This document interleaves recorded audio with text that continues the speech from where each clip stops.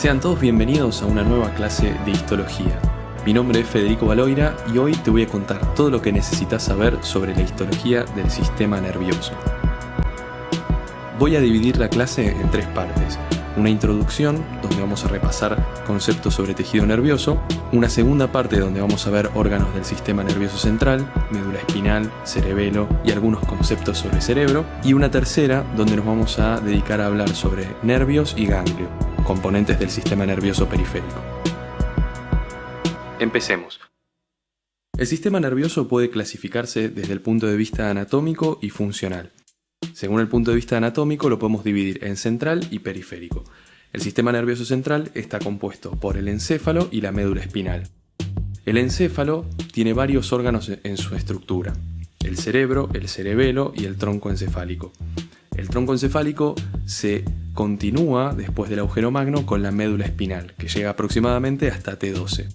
Es importante que recordemos que estos órganos tienen cavidades en su interior. Sin embargo, los vamos a describir como órganos macizos. Esas cavidades en el encéfalo se llaman ventrículos y en la médula espinal conducto del epéndimo. El sistema nervioso periférico es el otro componente desde el punto de vista anatómico y está compuesto por los nervios y ganglios que vamos a ver hacia la tercera parte de la clase.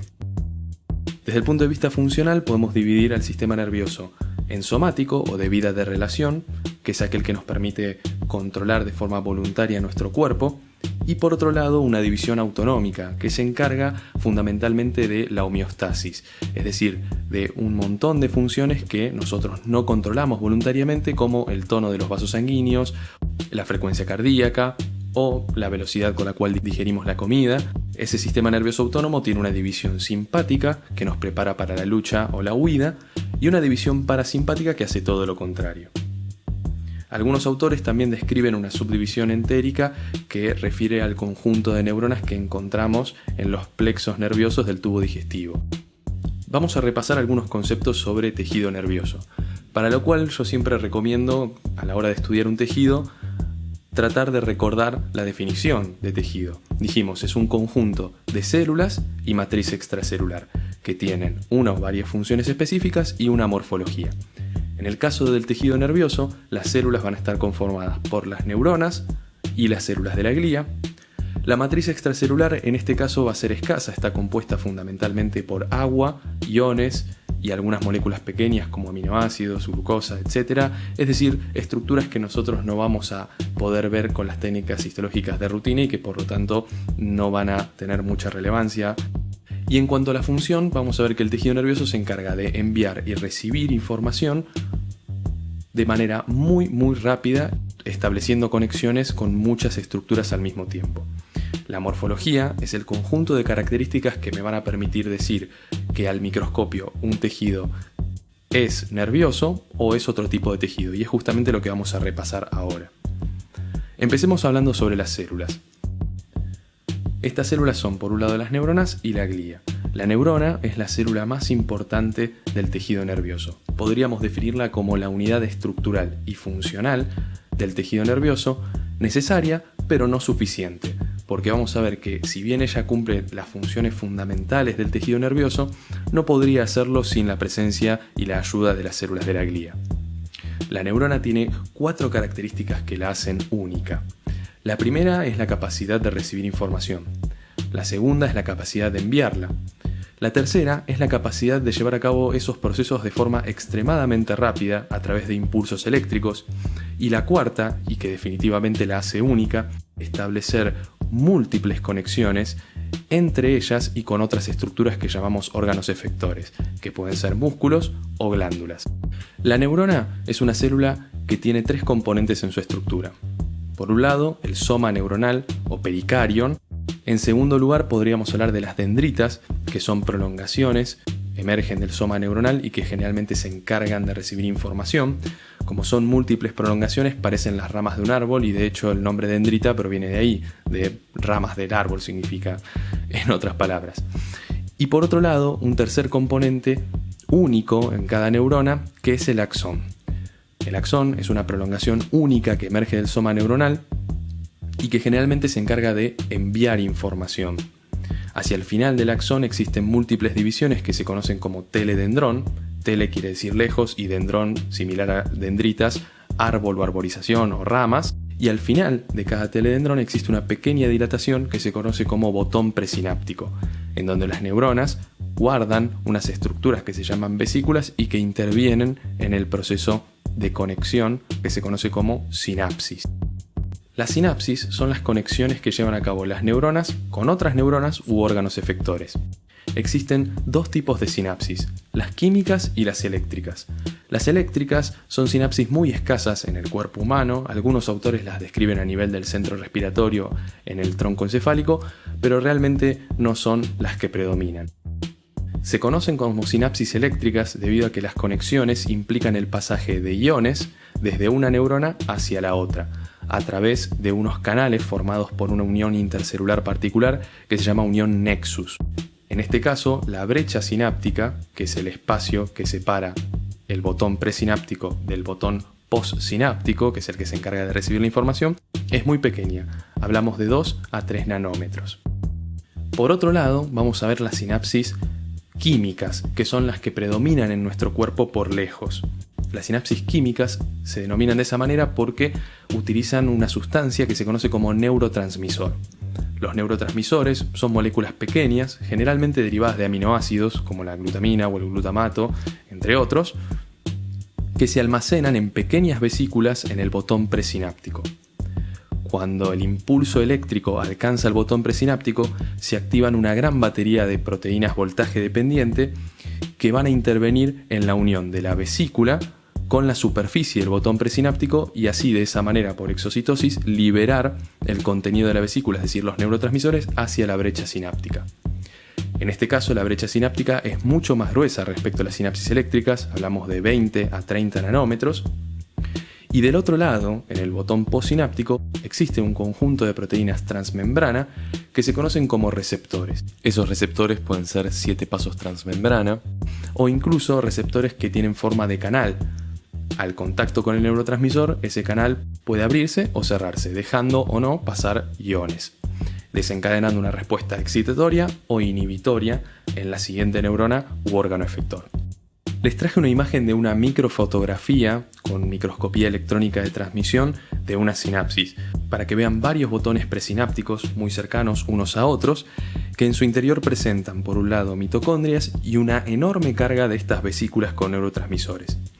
Si se fijan, en ciertas áreas aparece un engrosamiento entre el botón presináptico y el postsináptico y es ese el sector puntual donde ocurre la unión de las vesículas con neurotransmisores con la superficie del botón. Vamos a poder clasificar las neuronas en función de múltiples criterios. Uno de ellos es la forma del soma. De esa manera podemos hablar de neuronas estrelladas con forma de estrella, piramidales con forma de pirámide o piriformes con forma de pera. Por ejemplo, la neurona de Purkinje en el cerebelo. Otro criterio es la distribución de las prolongaciones. Vamos a encontrar neuronas bipolares, pseudomonopolares, multipolares, entre otras. Según la longitud del axón, las neuronas pueden clasificarse en Golgi tipo 1 o Golgi tipo 2. Las neuronas Golgi tipo 1 son aquellas que tienen axones largos o de proyección. Ahora, ¿qué significa un axón largo? ¿Que tiene 1 o 2 metros de longitud? En realidad el término axón largo es relativo y depende justamente hacia dónde se dirige ese axón. Una neurona Golgi tipo 1 de axón largo es aquella que envía su axón desde el origen en el cual se ubica el soma neuronal hacia otro sector del sistema nervioso. Por ejemplo, desde la corteza cerebral hacia la médula espinal. O por ejemplo, desde la médula espinal hacia un músculo esquelético. Por otro lado están las neuronas Golgi tipo 2 o de axón corto o también conocidas como interneuronas. Son neuronas cuyo axón se queda en el mismo lugar donde se encuentra el soma que le dio origen.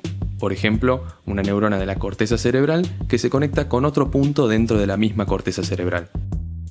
Otro criterio de clasificación es la función que cumple la neurona.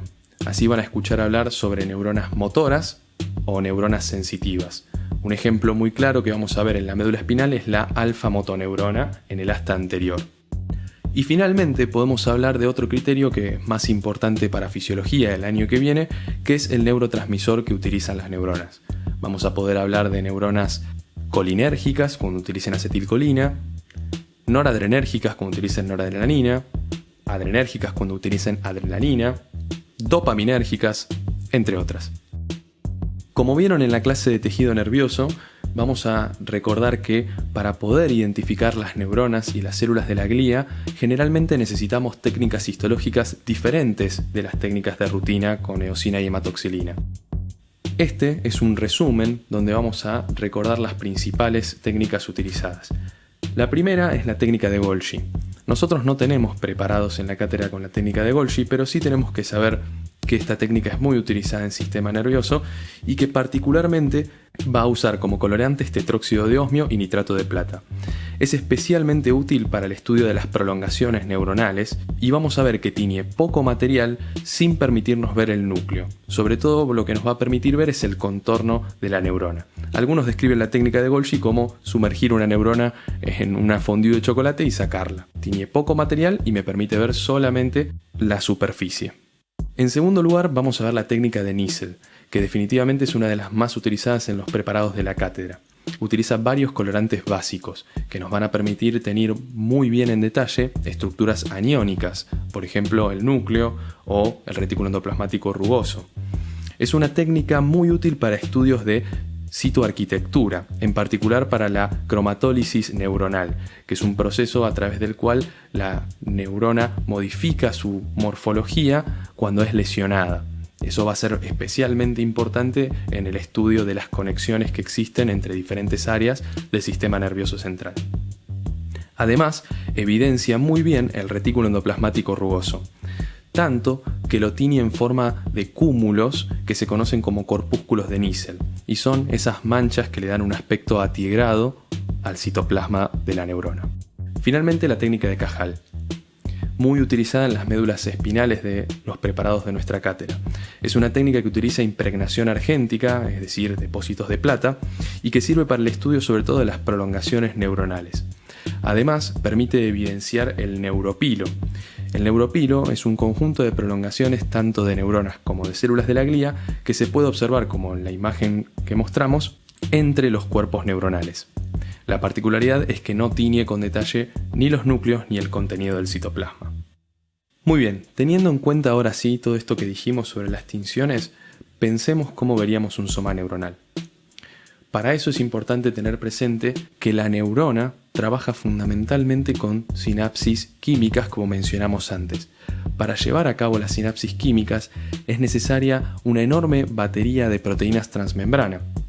Las proteínas transmembrana, como vieron en biología, se sintetizan fundamentalmente en el retículo endoplasmático rugoso, una estructura que ocupa el citoplasma de la neurona y que va a tener que ser muy grande, muy amplia para abarcar toda esa cantidad de síntesis. Por lo tanto, el citoplasma de la neurona va a tenerse basófilo generalmente, ¿sí? Intensamente basófilo. Y la técnica de Nissl resalta tanto esa basofilia que podemos ver, como dijimos antes, los corpúsculos de Nissl. ¿Por qué? Porque el retículo endoplasmático rugoso tiene, por definición, ribosomas sobre su superficie, es decir, ARN, es decir, estructuras polianiónicas. Al mismo tiempo, para generar esos ribosomas, la neurona va a necesitar un nucleolo bien desarrollado. Y justamente en el núcleo de la neurona vamos a encontrar un nucleolo muy evidente. Y finalmente, hay que tener en cuenta que el material genético de la neurona tiene que estar desplegado para que las ARN sintetasas puedan acceder a él. Por lo tanto, el núcleo de la neurona va a ser de cromatina laxa y por lo tanto va a ocupar mucho más espacio que en una célula de otro género. En resumen, las neuronas son células con un citoplasma muy amplio, intensamente basófilo, y con un núcleo grande de cromatina laxa y nucleolo evidente, que nosotros solemos llamar núcleo en ojo de búho. Vamos a ver en algunas imágenes esto que estuvimos diciendo. Hacia la izquierda tenemos una microfotografía de tejido nervioso tenido con la técnica histológica de rutina. Como dijimos, no es la técnica ideal, pero sí es importante recordar que en los órganos que están tenidos con la técnica histológica de rutina, que son la mayoría de los que tenemos en la cátedra, podemos encontrar tejido nervioso, especialmente ganglios parasimpáticos y nervios, lo que vamos a ver en la tercera parte de la clase. Y este es un ejemplo de un ganglio parasimpático. Fíjense cómo se nota el núcleo de cromatina laxa, basófilo pálido, con su nucleolo evidente. y un citoplasma neuronal que, si bien es basófilo, no puede resaltarse en gran intensidad. Lo contrario ocurre con la imagen de al lado. En la imagen de al lado tenemos tejido nervioso tenido con la técnica de Nissl, donde podemos ver el citoplasma neuronal plagado de estos corpúsculos basófilos, que no son más que aglomeraciones del retículo endoplasmático rugoso, y en el centro un gran núcleo de cromatina laxa y un nucleolo evidente. A continuación tenemos lo mismo, en la imagen de la derecha, una técnica de Nissl, donde vemos varios cuerpos neuronales, y en particular, en el de abajo, vimos que por la incidencia de corte no llegó a tomarse el núcleo. Eso denota que tenemos una célula con un citoplasma muy amplio y que justamente el corte no suele agarrarla entera. Bien, hacia la izquierda está la técnica de Cajal, donde vemos somas neuronales y entre ellos vamos a ver este conjunto de prolongaciones que habíamos dado en llamar neuropilo. Para terminar, hacia la izquierda tenemos nuevamente una técnica de Nissl, donde vemos un cuerpo neuronal con citoplasma intensamente basófilo en varias manchas, formando los corpúsculos de Nissl, un núcleo de cromatina laxa, tan laxa que se ve pálido en este caso, y un nucleolo evidente en el centro. Y hacia la derecha, una técnica de Golgi, donde vemos a la neurona tenida en su superficie y podemos evidenciar muy bien el conjunto de prolongaciones, pero no el contenido del soma. Muy bien, ahora que hablamos de las neuronas ya podemos hablar sobre las células de la glía. Las células de la glía son diferentes en sistema nervioso central y periférico.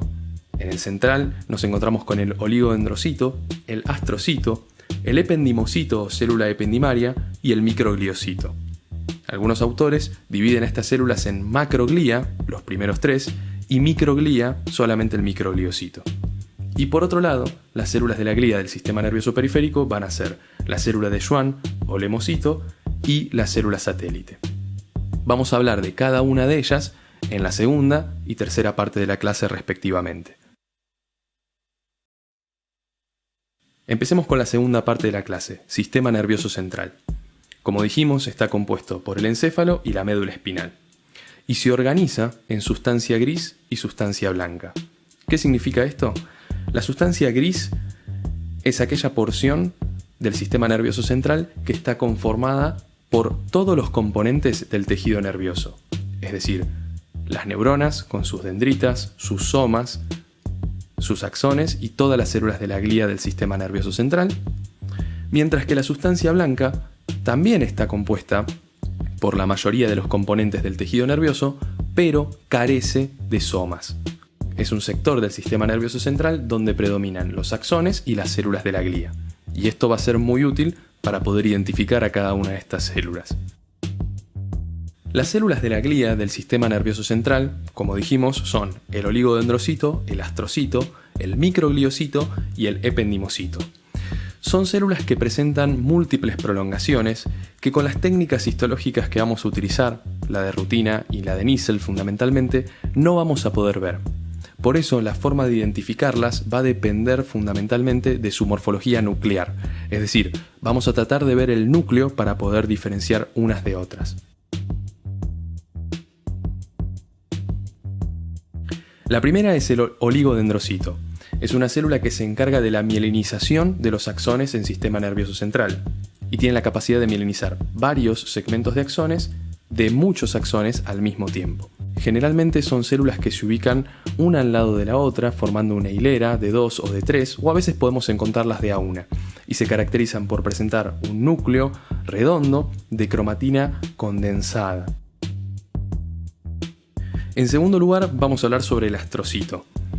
Es una de las células más importantes del sistema nervioso central, cumple múltiples funciones en la generación de un microambiente para que la neurona pueda funcionar de manera adecuada. Una de las más importantes es la formación de la barrera hematoencefálica.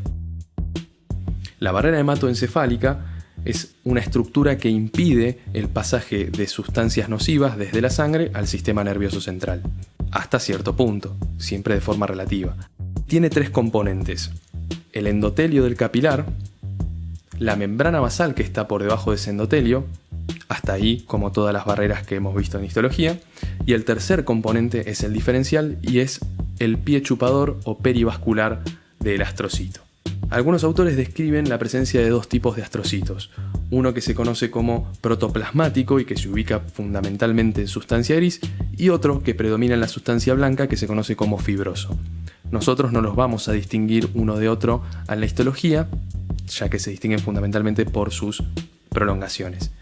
El núcleo del astrocito es un núcleo redondo, un poco más grande que el del oligodendrocito, de cromatina laxa, con un muy pequeño nucleolo evidente en el centro. Hacia la derecha les traje una imagen tenida con inmunohistoquímica de varios astrocitos. Para poder identificarlos se utiliza un anticuerpo que se conoce como antiproteína ácida fibrilar glial, que es uno de los filamentos intermedios del citoesqueleto del astrocito. En esta imagen vamos a poder identificar cada uno de ellos. Fíjense, los núcleos de cromatina condensada redondos, como este y este, corresponden a oligodendrocitos, mientras que núcleos de cromatina laxa y por lo tanto un poco más grandes, y en algunos casos con nucleolo evidente central, como este y este, corresponden a los astrocitos. En tercer lugar vamos a hablar sobre el microgliocito, una célula que se encarga fundamentalmente de eliminar desechos o agentes nocivos del sistema nervioso central y es básicamente un macrófago, de hecho pertenece al sistema fagocítico mononuclear. Como vemos es una célula con múltiples prolongaciones, igual que el resto, pero que no vamos a poder distinguir con las técnicas que generalmente utilizamos como la de rutina o Nissl para poder identificarla. Por lo tanto vamos a hablar sobre su núcleo. Esta célula tiene un núcleo de cromatina condensada en forma de coma, muy identificable. En resumen, estas tres células de la glía se pueden distinguir entre ellas por su morfología nuclear. Como dijimos, el oligodendrocito con núcleos de cromatina condensada, redondos, pequeños, generalmente agrupados de A2 o A3 o a veces de A1. El astrocito con un núcleo más grande que el del oligodendrocito de cromatina laxa y un nucleolo central evidente.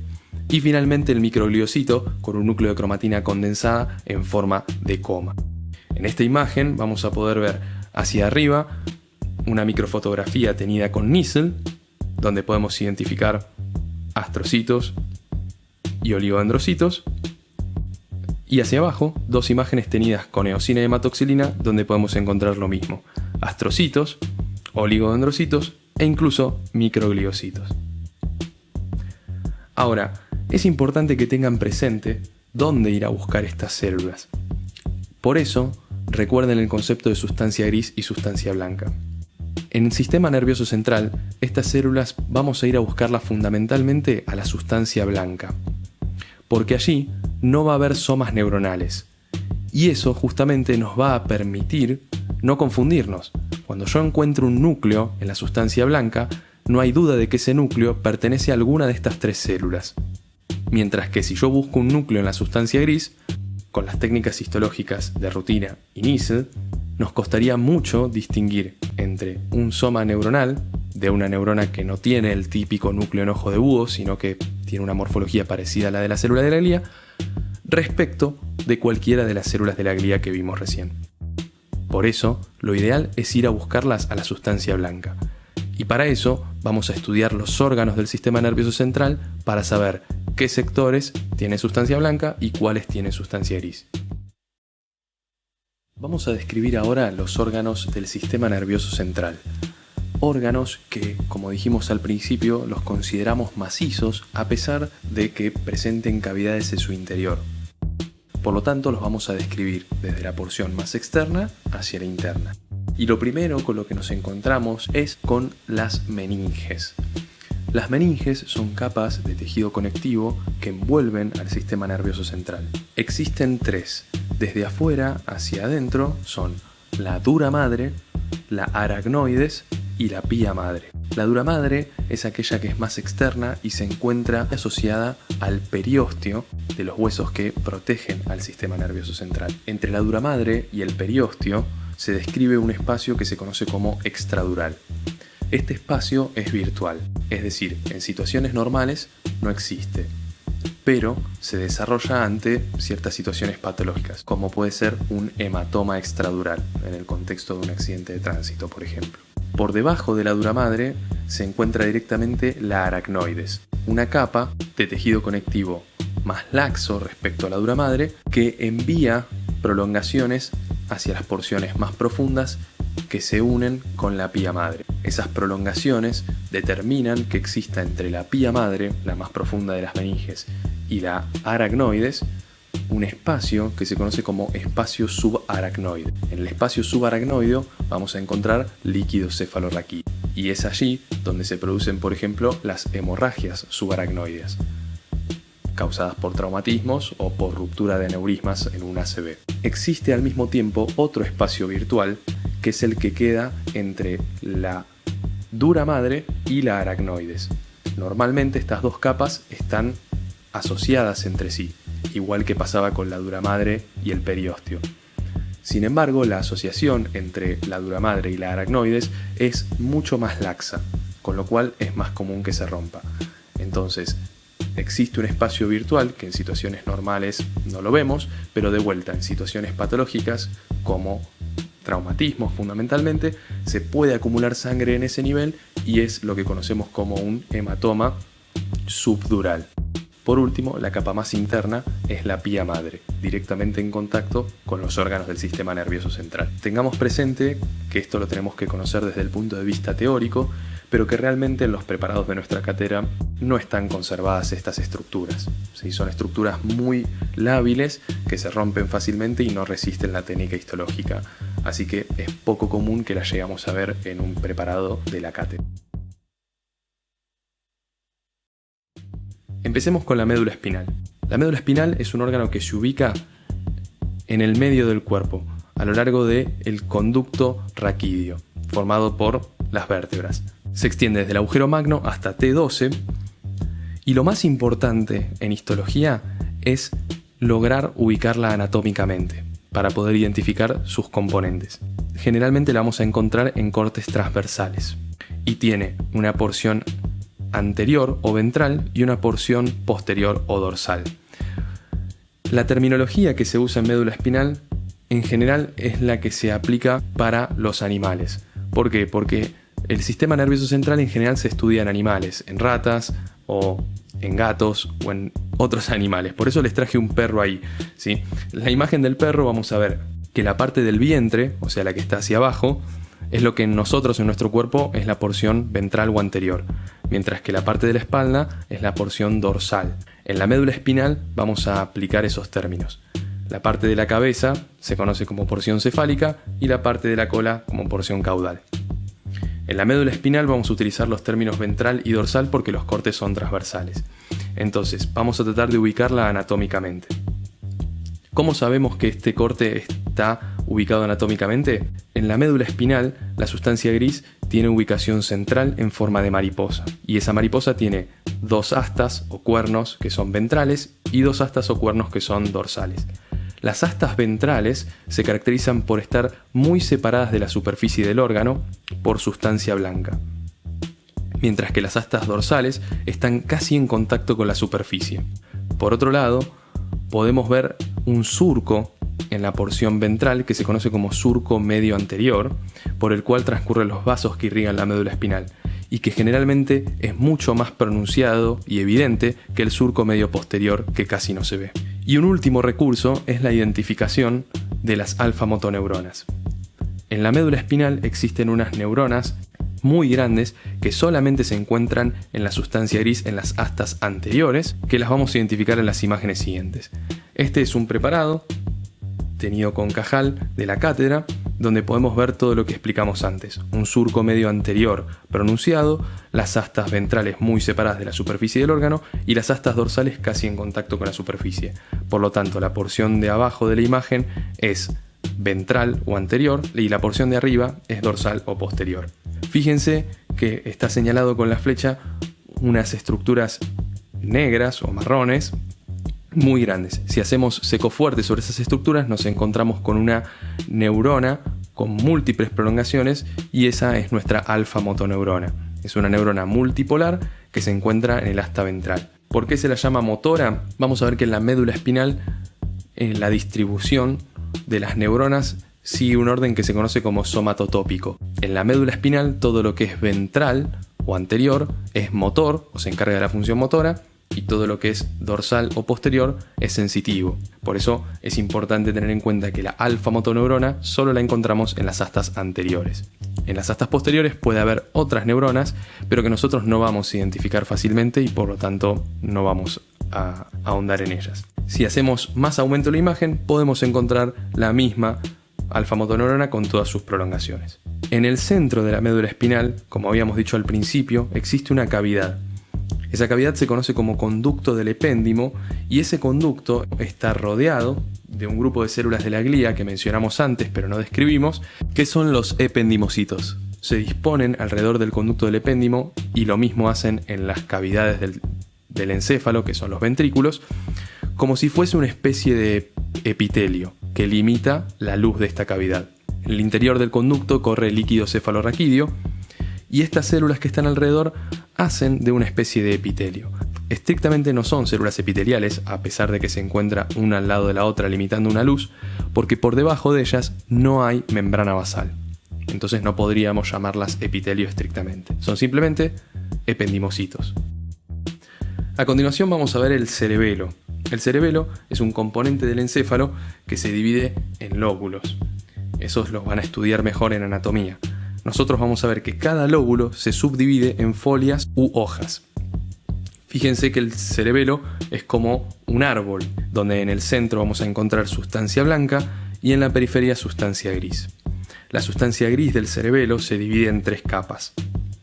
Desde afuera hacia adentro, esas capas son la plexiforme o molecular, que es una capa paucicelular, por eso se ve bastante pálida. En esta capa predominan las conexiones, por eso se la llama plexiforme.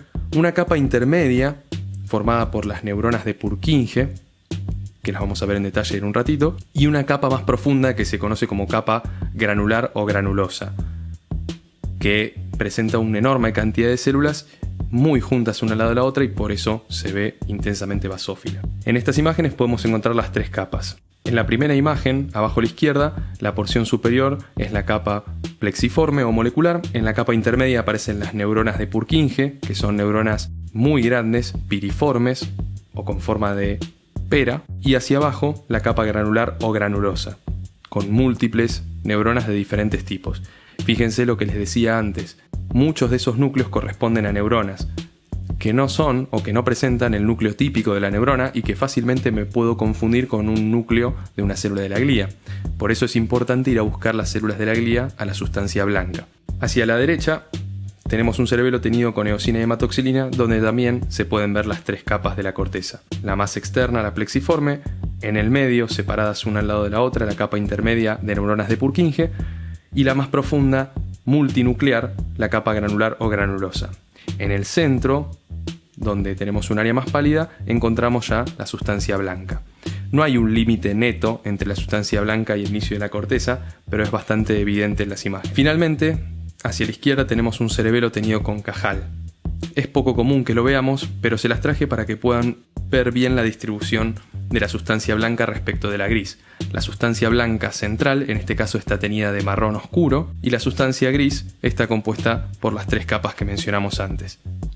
Hacia la derecha y arriba tenemos un cerebelo teñido con nísel, donde se puede ver la capa plexiforme o molecular arriba, en el medio las neuronas de Purkinje y hacia abajo la capa granular. Y finalmente una imagen donde tenemos 2 cortezas separadas por sustancia blanca en el centro. En la imagen tenida con eosina y hematoxilina encontramos sustancia blanca en el centro, hacia la derecha y hacia la izquierda respectivamente la capa granular de la corteza, luego de cada lado la capa de las células de Purkinje y finalmente la sustancia blanca. Fíjense que si bien la capa plexiforme y la capa de sustancia blanca son muy similares porque son pálidas, para distinguirlas tenemos que identificar las neuronas de Purkinje. Entre la granular y la capa plexiforme va a haber células de Purkinje, y entre la granular y la sustancia blanca no hay células de Purkinje. Esa es la clave. La corteza cerebelosa tiene fibras que llegan hacia ella y que se conocen como aferentes, y son las musgosas y las trepadoras, desde diferentes partes del sistema nervioso, y presenta una única fibra eferente que es el axón de la célula de Purkinje. Eso quiere decir que a la corteza cerebelosa llega información desde dos tipos de fibras, las musgosas y las trepadoras, y sale información de un solo tipo de fibra, que es el axón de la neurona de Purkinje. En este dibujo les traje cómo son esas fibras. Las fibras trepadoras se llaman así porque alcanzan la porción más externa de la corteza cerebelosa, es decir, de alguna manera trepan a través de todas las capas de la corteza y hacen sinapsis a nivel de la capa plexiforme, mientras que las fibras musgosas solamente llegan hasta la capa granular o granulosa. Por otro lado está el axón de la célula de Purkinje, que es la única fibra que se va o que sale o que es eferente de la corteza cerebelosa. Esto es importante para entender el concepto de glomérulo cerebeloso. Si se fijan en la imagen de la derecha, tenemos una corteza cerebelosa tenida con eosina y hematoxilina. En la capa granular existen múltiples núcleos que están separados por áreas acidófilas, donde no hay núcleos. Esas áreas acidófilas se las llamó en su momento rosetas cerebelosas. Cuando apareció el microscopio electrónico de transmisión, se investigó las rosetas cerebelosas y se vio que estaban formadas por una sinapsis extremadamente compleja que se conoce como glomérulo cerebeloso.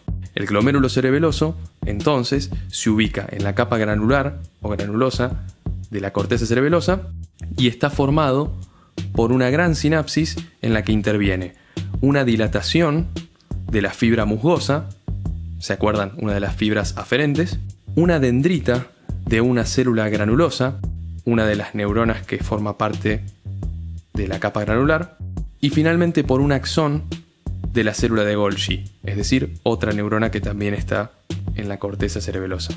Nosotros no vamos a poder distinguir entre las diferentes neuronas que forman parte de la capa granulosa, pero sí tienen que saber que existen estos dos tipos de neuronas, las neuronas granulosas y las neuronas de Golgi. ¿Por qué lo tienen que saber? Porque ellas son las que intervienen en la formación del glomérulo cerebeloso. El cerebelo es un órgano que interviene en múltiples funciones, como son la coordinación de los movimientos, que en la terminología neurológica se conocen como taxia, por ejemplo la postura y el equilibrio tanto estáticos como dinámicos, es decir, cuando uno va caminando por la calle y se choca con una persona, puede seguir caminando e incluso puede hacerlo en línea recta. Para poder hacer esa coordinación de músculos, el cerebelo estuvo activo. Movimientos de precisión, por ejemplo, lo que están haciendo ahora seguramente es escribir o usar el mouse. Eso implica el control de los músculos agonistas y antagonistas, y eso se hace de manera inconsciente en algún punto. El aprendizaje motor, por ejemplo, aprender a tocar la guitarra, no es más que aprender a controlar músculos agonistas y antagonistas, eso lo hace el cerebelo fundamentalmente. Y hay otras funciones que son un poco más controversiales, como funciones autonómicas, intervenir en la tensión del músculo detrusor, que es el que nos permite orinar, y cognitivas, como la memoria, la atención o la percepción del tiempo. Para terminar con sistema nervioso central, vamos a dar algunas palabras sobre cerebro. El cerebro no es un órgano muy tomado en la cátedra, pero sí tienen que conocer algunas nociones generales. La primera es que la sustancia gris, en este caso, al igual que como vimos antes, en el cerebelo se distribuye de forma periférica y la sustancia blanca central. Tengan en cuenta que hay porciones de sustancia gris que se encuentran en el medio del cerebro, que se conocen como núcleos o ganglios basales, pero no los vamos a ver en detalle, son patrimonio de anatomía. Lo que sí tienen que conocer es que la corteza cerebral se divide en 6 capas. No les vamos a pedir que las identifiquen al microscopio, pero sí que las sepan. De externo a interno vamos a encontrarnos con una capa molecular o plexiforme, como era en el cerebelo. La segunda es una capa granular externa o de neuronas piramidales pequeñas. La tercera, una capa piramidal externa o de neuronas piramidales medianas. La cuarta, una capa granular interna o de células granulosas. La quinta, la capa piramidal interna o de neuronas piramidales grandes. Y finalmente la sexta, que es la capa de neuronas polimorfas o fusiformes. Estas 6 capas de la corteza cerebral no son comunes en todas las áreas. Vamos a ver que la presencia de capas se correlaciona con la evolución en algún punto. Nosotros tenemos áreas de la corteza que tienen 3 o hasta 2 capas que tienen que ver con estructuras muy antiguas en nuestro cerebro. Por ejemplo, estructuras del sistema límbico que manejan elementos tales como las emociones, que son muy antiguas, o por ejemplo la corteza entorrinal, que es la que se dedica a la captación de los olores. Es una corteza que está muy compartida entre todos los animales, es decir que hay similitud filogenética, a medida que fuimos evolucionando, obtuvimos diferentes áreas con más capas de la corteza que nos permitieron tener funciones cada vez más superiores.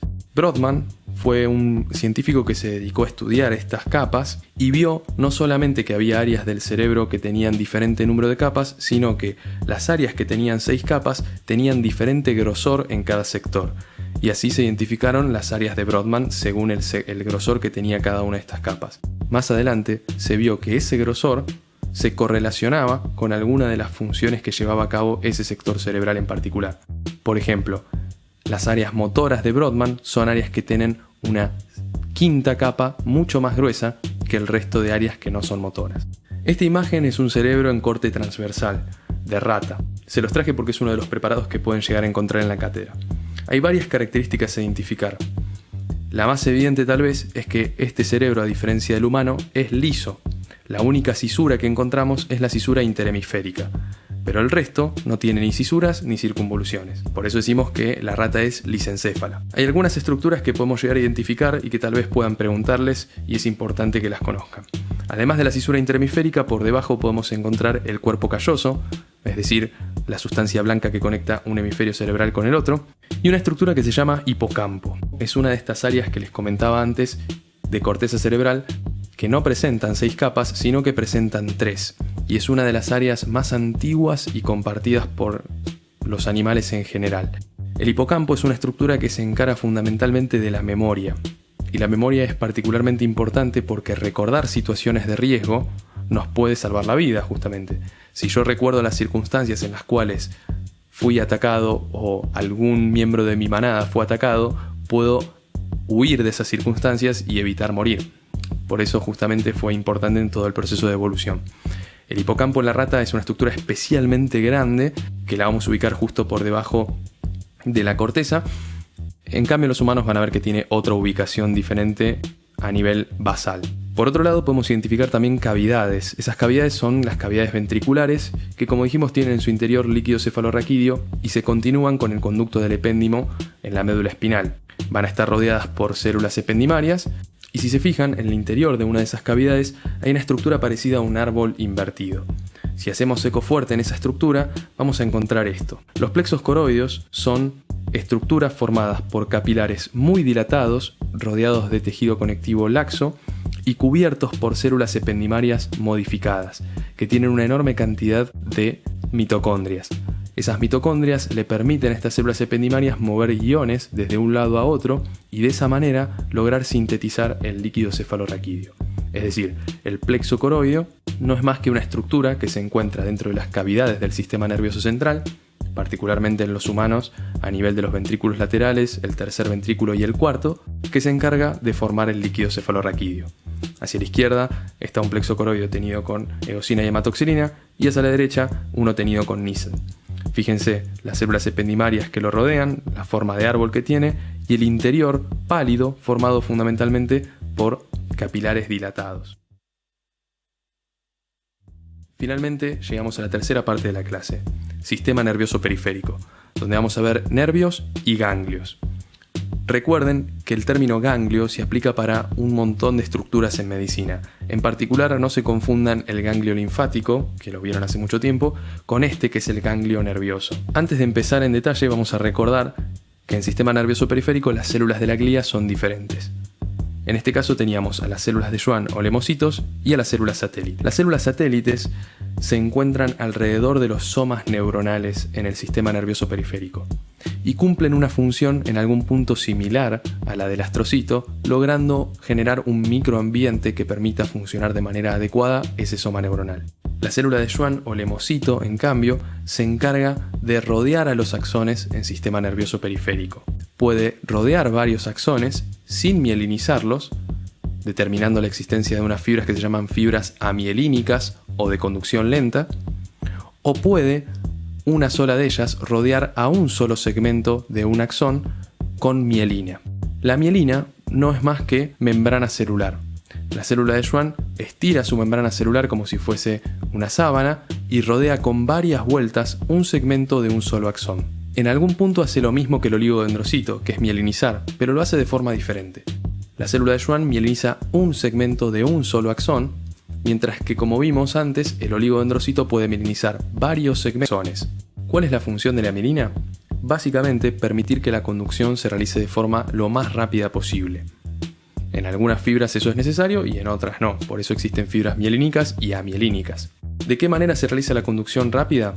El impulso eléctrico en el interior del axón está formado fundamentalmente por un gradiente de iones de sodio. Es un gradiente químico y eléctrico. La célula de Schwann o el astrocito, cuando forman la mielina, separan esos iones que viajan en el interior del axón de los iones que están por fuera de la neurona. Si la mielina no estuviese presente, existiría la posibilidad de que esos iones de sodio se peguen a la membrana a través de cargas magnéticas con otros iones negativos que están del lado de afuera, por ejemplo con el cloro, impidiendo que puedan fluir de manera rápida.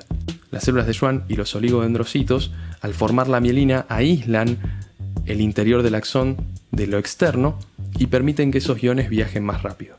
Además, entre cada vaina de mielina suele haber un espacio conformado por muchísimos canales de sodio voltaje dependiente que se conoce como nódulo o nodo de Rambier.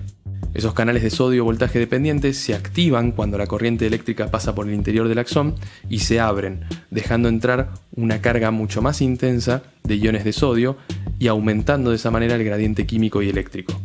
Por lo tanto, le dan un impulso o mayor velocidad al gradiente que estaba por dentro del axón. Por eso algunos autores describen a esta conducción rápida como conducción saltatoria. Esto mismo no puede ocurrir en general en las fibras amielínicas. Sin embargo, la célula de Schwann está presente para proteger los axones y cumplir funciones metabólicas cerca de ellos. Como dijimos, la mielina está formada fundamentalmente por membrana celular, es decir, por lípidos. Por lo tanto, con las técnicas histológicas de rutina va a ser difícil identificar los detalles de la mielina. En cambio, con técnicas para lípidos como el tetróxido de osmio, nos podemos encontrar con imágenes como esta. Hacia arriba, un corte longitudinal de fibras nerviosas y hacia abajo un corte transversal. Cada uno de esos anillos está formado por mielina que está rodeando a un axón que está en el centro. Con la técnica de eosina y hematoxilina nos podemos encontrar con imágenes como estas.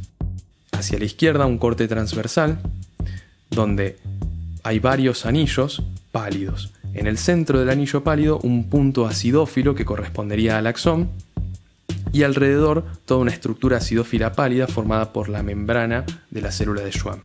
En el sistema nervioso periférico, los axones se disponen todos juntos en paquetes formando los nervios. Están delimitados por diferentes capas de tejido conectivo.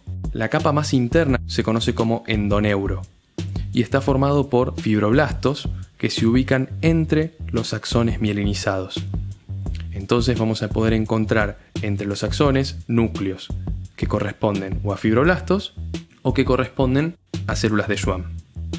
Rodeando varios axones aparece el perineuro, un tejido conectivo un poco más denso que forma lo que se conocen como fascículos nerviosos. Y finalmente, rodeando varios fascículos nerviosos, aparece un tejido conectivo denso que se conoce como epineuro, muy parecido a lo que pasaba con el músculo. Esta es una imagen que podemos encontrar en uno de los preparados de la cátedra.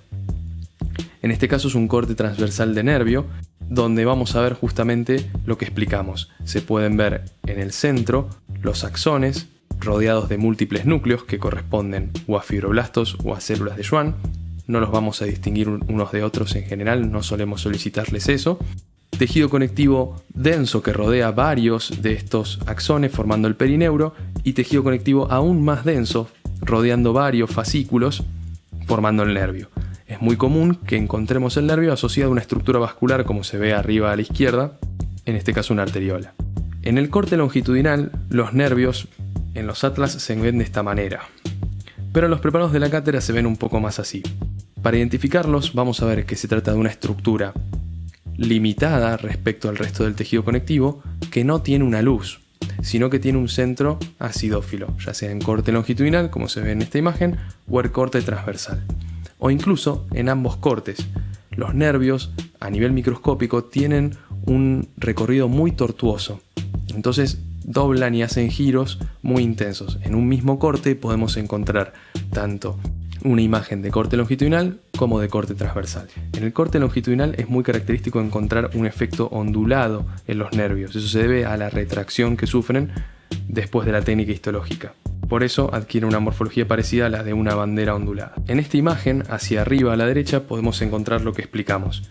Una estructura limitada respecto del resto del tejido conectivo, en donde la mitad derecha parece ser un corte transversal y la mitad izquierda un corte longitudinal. De hecho, se puede ver la estructura ondulada. Hacia abajo está asociada con una estructura vascular, una arteriola. En la siguiente imagen, lo mismo. En la siguiente imagen, lo mismo. Una estructura limitada del resto del tejido conectivo que tiene cortes en varias direcciones. Algunos sectores son transversales, como el sector central, y otros longitudinales, como todo el resto. Y en una imagen final, lo mismo. La porción derecha de este nervio está cortada transversalmente y la izquierda de forma longitudinal. Para terminar, vamos a hablar sobre los ganglios. Los ganglios son las estructuras del sistema nervioso periférico donde encontramos los somas neuronales, es decir, son análogos a la sustancia gris en sistema nervioso central. En los ganglios vamos a encontrar somas neuronales, axones y células de la glía, es decir, todos los componentes del tejido nervioso. Mientras que los nervios son análogos a la sustancia blanca. Hay tres tipos de ganglios que tenemos que conocer: el ganglio anexo a la raíz dorsal, el ganglio simpático y el ganglio parasimpático. Voy a hablar de los tres y dar detalles de cada uno de ellos, pero tengan presente que el que más podríamos llegar a encontrar es el ganglio parasimpático debido a su ubicación. El primero es el ganglio anexo a la raíz dorsal, que, como lo dice su nombre, se ubica asociado o anexo a la raíz dorsal. ¿Qué es la raíz dorsal? Es un conjunto de fibras nerviosas que emerge de la porción dorsal de la médula espinal. Ese ganglio contiene neuronas pseudomonopolares, es decir, aquellas que tenían una única prolongación, que a continuación se dividía en dos y que en su porción proximal oficiaba de axón y en su porción distal oficiaba de dendrita. Los somas neuronales se ubican en la periferia, rodeado cada uno de ellos por células satélites, y en el centro las fibras nerviosas. Todo eso va a estar rodeado por una capa de tejido conectivo denso, que se continúa con el epineuro. En esta imagen vamos a poder ver los somas neuronales. Son somas grandes con un núcleo central de cromatina laxa y nucleolo evidente. Y tengan presente que el núcleo es central. El siguiente es el ganglio simpático. Es un ganglio que va a ser difícil de ver, excepto en ciertos preparados, porque generalmente se ubica entre el sistema nervioso central y un órgano efector, es decir, en el medio del camino. Por lo tanto, si no vamos a tomar una muestra efectivamente de ese ganglio, es difícil que lo encontremos. En este caso, como se ve en la imagen, los somas neuronales tienen una ubicación anárquica entre las fibras nerviosas. Digamos, es parecido a un plato de fideos con albóndigas. Están las fibras como si fuesen fideos y en el medio los somas neuronales como si fuesen albóndigas. Para poder distinguirlo, no solamente encontramos esa distribución, sino también el núcleo de las neuronas es excéntrico, o sea, está fuera del centro, diferente de lo que vimos antes. Y finalmente el ganglio parasimpático. Este ganglio es el más importante porque es el que vamos a poder encontrar en los preparados. Es un ganglio que se encuentra muy cercano al órgano efector.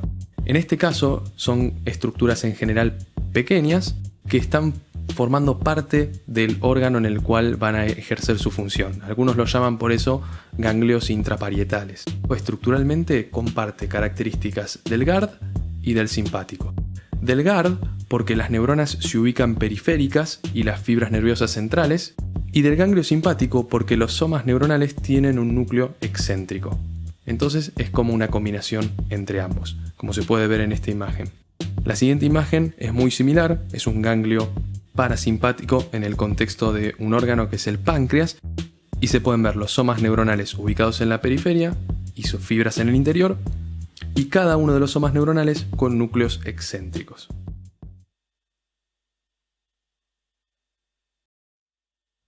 Para terminar, les dejo la bibliografía que usé para armar la clase. Y les cuento que uno de los libros más completos es el Brusco. De hecho, sus tres autores investigan sistema nervioso.